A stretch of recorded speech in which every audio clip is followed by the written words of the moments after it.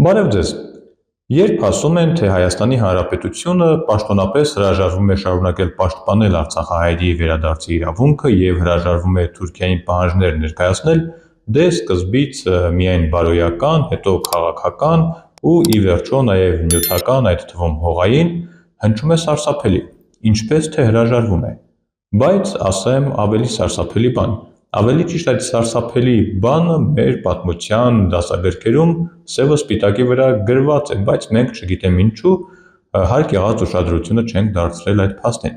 Բնականաբար այս մոտեցումը շատ մեղմ ասած շատերիս սրտով չէ, բայց դա իրականությունը չի փոխում։ Արդյոք առաջին անգամն է, որ պաշտոնական Հայաստանը հրաժարվում է հայ դատի առաջամարտիկը լինել։ Հայաստանի առաջին հանրապետությունը փաստացի պաշտոնապես չէր հայտարարել հայ դատի առաջամարտիկը լինելու մասին։ Հայ դատի անվան տակ պետք է հասկանանք պայքարը հայերի իրավունքները իրենց պատմական հայրենիքում պաշտպանելու մասին։ Խոսքը վերաբերում է նաև Արևմտյան Հայաստանին։ Փոխարենը Սարդարապատի հերոսամարտից հետո Հայաստանի առաջին հանրապետությունը պայմանագիր ստորագրեց Թուրքիայի հետ։ Ի դեպ, Սարդարապատը իրավամբ հերոսամարտ անվանողներից շատերը հաստատ հերոսական չեն անվանի Սարդարապատին հաջորդած Հայաստան-Թուրքիա պայմանագիրը, Բաթումի պայմանագիրը, բայց դա այն իրականությունն է, որն ունեինք 1918 թվականի մայիսին և որի այլընտրանքը չունեինք։ Դա ամենալավը առաջին հանրապետության հիմնադիրներն էին հասկանում։ Ու դա լավ հասկանալով էլ հայ դատի պաշտպանությանը հրապարակավ ու աղմուկով չզինվորագրվեցին, այլ փորձեցին գոնե այն պատառիկները փրկել, որը դեռ հնարավոր էր փրկել։ Իհարկե դրանից հետո ունեցանք Հայաստանի տարածքների բավական ընդլայնում և Սևրի պայմանագիր, բայց սա, ինչպես ասում են, արդեն բոլորովին այլ օպերայից է։ 2 տարի անց Հայաստանը խորհրդայնացվեց, սա ընդունված է անվանել Հայաստանի երկրորդ հանրապետություն։ Արդյոք երկրորդ հանրապետությունը խորհրդային Հայաստանը հայ դատի առաջամարտիկն էր։ Հաստատ ոչ։ Ներհայաստանյան կյանքում ի սկզբանե թեման անգամ արգելքի տակ էր, բայց հիշողությունը ապրում էր ու Հալոցքի շրջանում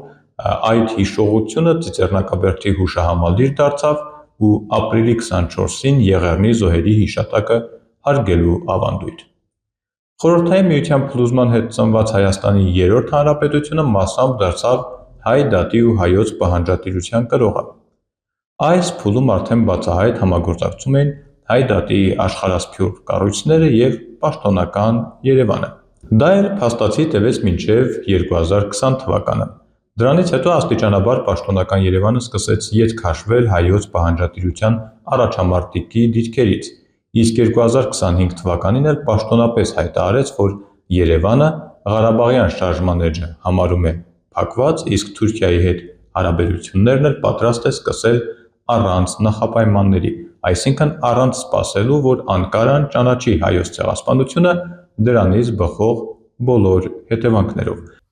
Կարծում եմ այս կարճ պատմական էքսկուրսը բավարար էր համոզվելու համար, որ պահանջատիրությունը չի եղել պաշտոնական Երևանի առաջնահերթությունը Հայաստանի ոչ առաջին, ոչ երկրորդ և ոչ էլ երրորդ հանրապետության տարիներին, արդեն մեր օրերում։ Բայց հետաքրքիրն այն է, որ անգամ այդ իրավիճակում ազգային հավաքական հիշողության մեջ պահանջատիրությունը մնաց, անգամ որոշակի զարգացում ապրեց, դեռ ճիշտ է, միայն բարոյական հաղթանակների մակարդակում։ Այսինքն այն, ինչ չէր կարելի անել պետական համակարգին, պաշտոնապես անում էր ոչ պետական հատվածը, ոչ պաշտոնապես ու հաճախ էլ դեմ գնալով պաշտոնական տեսակետին։ Ինչու ենք մտածում, թե մեր ապրած ժամանակը այլ լուծումներ է ենթադրում։ Ում է ձեռնտու արդեն 100 տարվա մոդելը կազմալուծելն ու անմիջականորեն Հայաստանը թիրախ դարձնելը,